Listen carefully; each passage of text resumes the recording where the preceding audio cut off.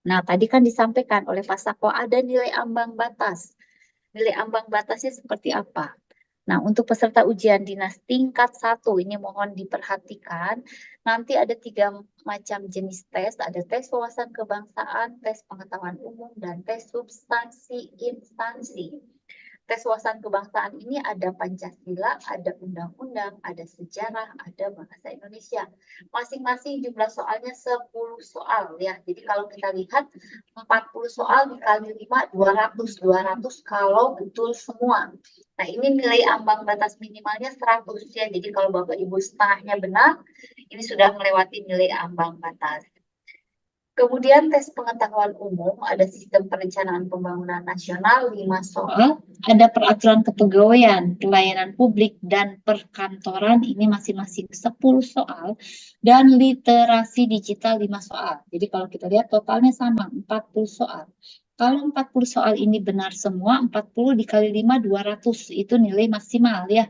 Nah, ini nilai ambang batasnya 75. 75 dibagi 5, berarti 15 soal ya. 15 soal Bapak Ibu menjawab benar, ini sudah melewati nilai ambang batas minimal ya. Kemudian yang ketiga tes substansi instansi, ada Renstra atau sistem perencanaan pembangunan daerah, dan SOTK.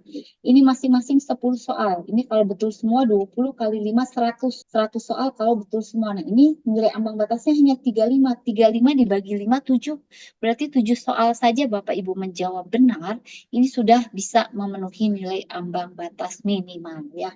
Nah, jadi jumlah soal untuk ujiannya tingkat 1 ini 100 soal dengan waktu pelaksanaan 90 menit. Jadi untuk Bapak Ibu peserta ujiannya tingkat 1, manfaatkan waktu 90 menit ini untuk menjawab soal sebanyak 100 soal ya. Kemudian ujiannya tingkat 2. Ujiannya tingkat 2 ini untuk tes wawasan kebangsaan sama Pancasila, Undang-Undang, Sejarah, Bahasa Indonesia. Ini jumlah soalnya 40.